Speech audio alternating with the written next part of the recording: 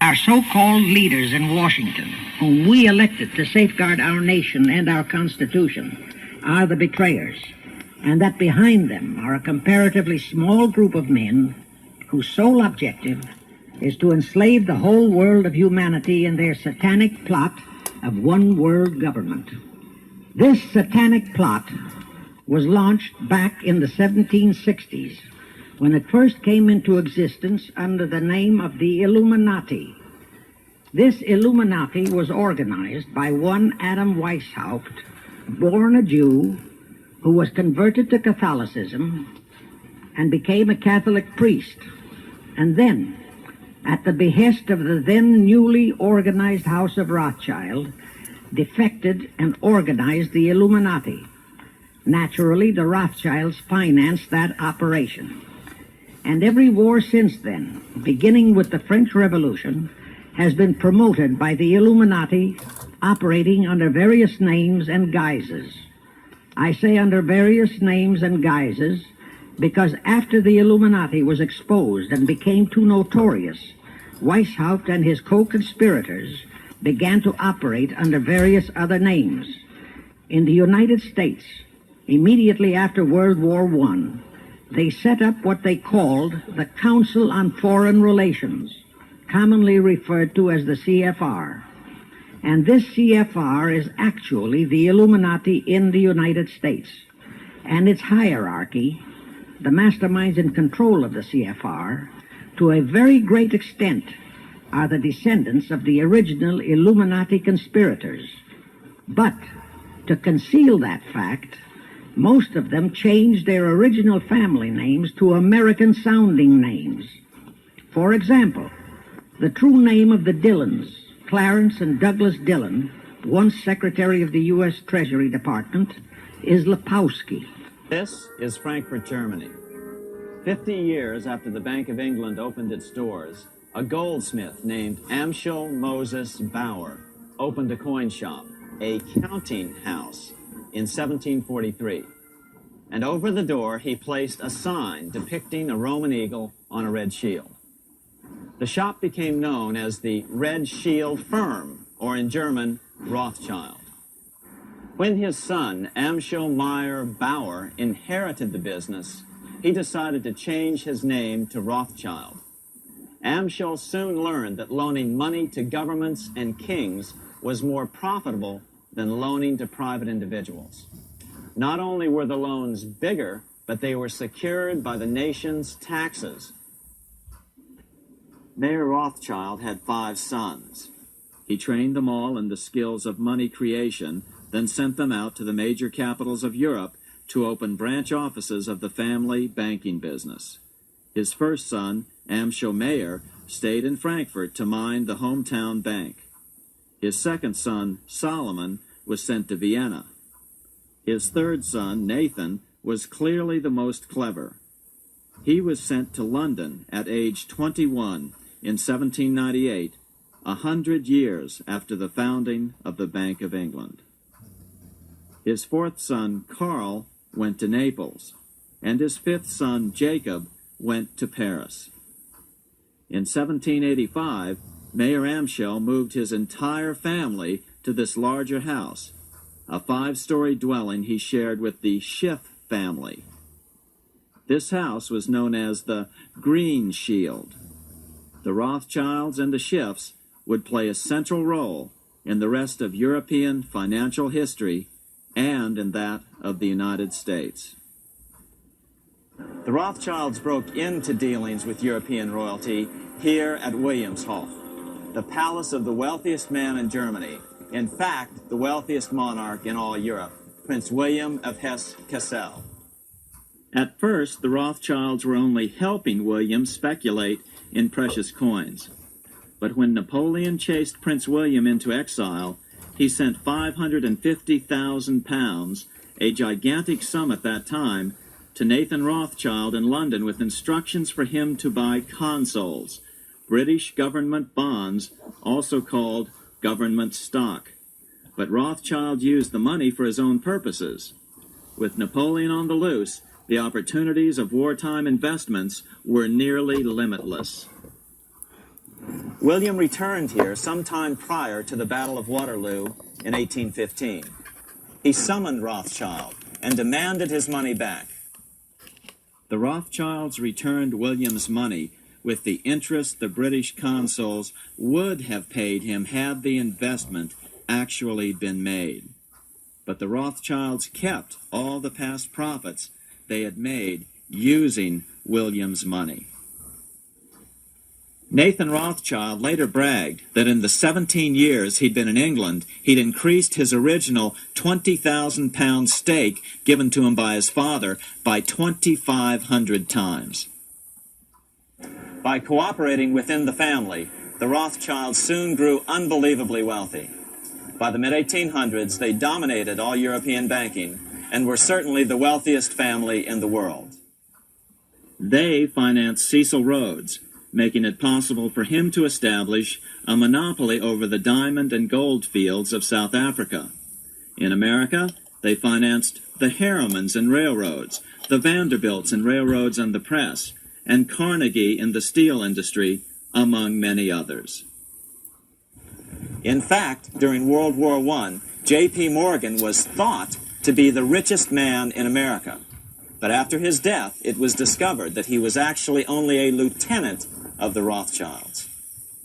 Once Morgan's will was made public, it was discovered that he owned only 19% of J.P. Morgan companies.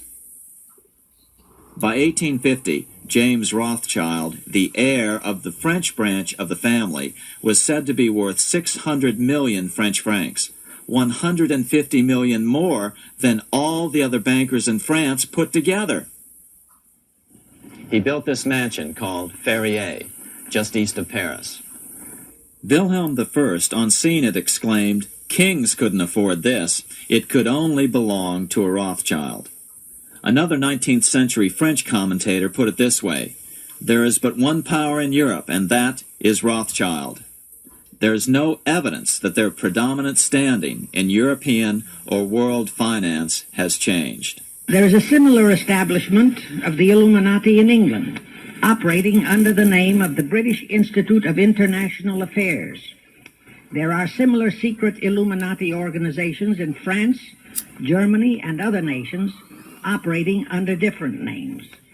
And all these organizations, including the CFR, continuously set up numerous subsidiary or front organizations that are infiltrated into every phase of the various nations' affairs. But at all times, the operations of these organizations were and are masterminded and controlled by the internationalist bankers, who in turn were and are controlled by the Rothschilds. As revealed in News Bulletin number 122, one branch of the Rothschild family had financed Napoleon. Another branch of the Rothschilds, both branches the real masterminds of the Illuminati, financed Britain, Germany, and the other nations in the Napoleonic Wars. Immediately after the Napoleonic Wars, the Illuminati assumed that all the nations were so destitute and so weary of wars that they'd be glad for any solution. So the Rothschild stooges set up what they called the Congress in Vienna, and at that meeting they tried to create the first League of Nations, their first attempted one world government, on the theory that all the crowned heads of the European governments were so deeply in debt to them that they would, willingly or unwillingly, serve as their stooges. But the Tsar of Russia caught the stench of the plot and completely torpedoed it. The enraged Nathan Rothschild, then the head of that dynasty, vowed that someday he or his descendants would destroy the Tsar and his entire family. And his descendants did accomplish that very threat in 1917. The Illuminati operates on the very long-range basis. Whether it will take scores of years or even centuries, they have dedicated their descendants to keep the plot boiling until they hope the conspiracy is achieved.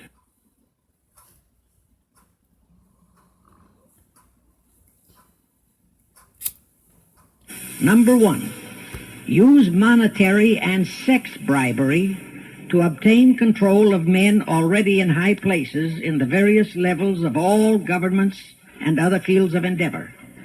Once influential persons had fallen for the lies, deceits, and temptations of the Illuminati, they were to be held in bondage by application of political and other forms of blackmail, threats of financial ruin, public exposure and physical harm, even death, to themselves and loved members of their families.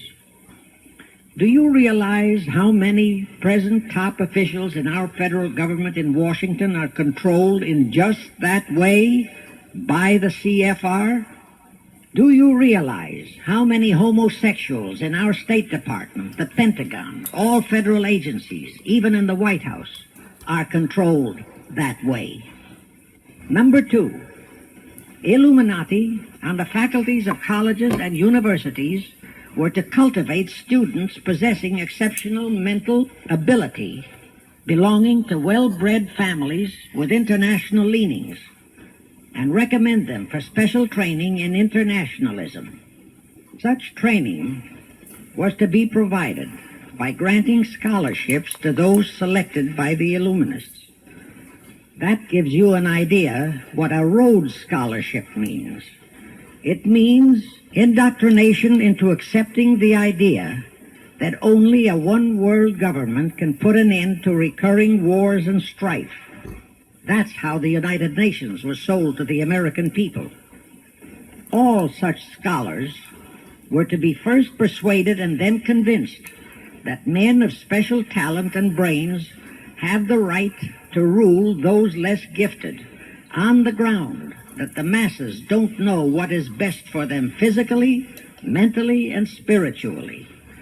In addition to the Rhodes and similar scholarships, today there are 3 special Illuminati schools located in Gordonstown in Scotland, Salem in Germany, and Anavrita in Greece. These 3 are known ones, but there are others that are kept undercover.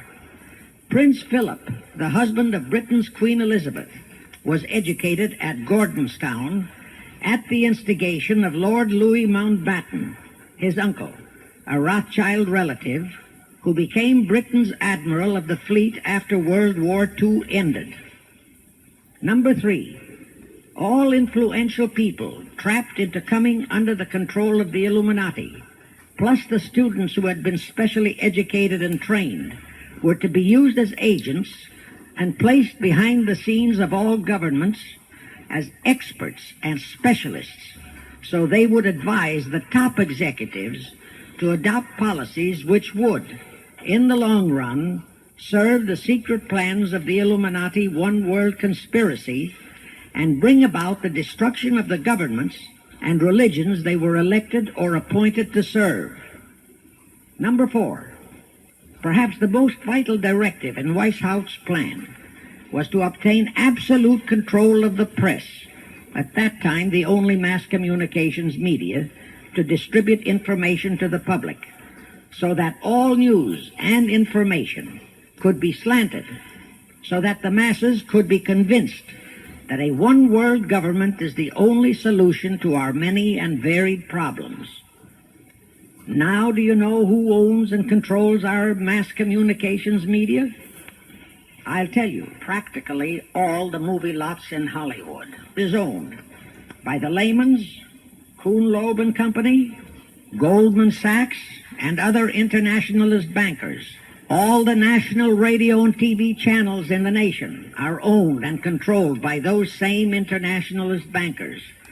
The same is true of every chain of metropolitan newspapers and magazines, also of the press wire services, such as Associated Press, United Press International, etc.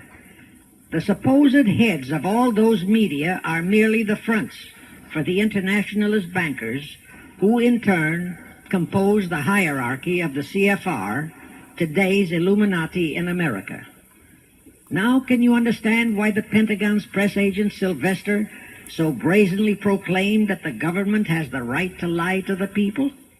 What he really meant was that our CFR-controlled government had the power to lie to and be believed by the brainwashed American people. You were both in Skull and Bones, the secret society. It's so secret we can't talk about it. What does that mean for America? The conspiracy theorists are going to go wild. I'm sure they are. I don't know. I haven't seen the website. Number 322. You all right?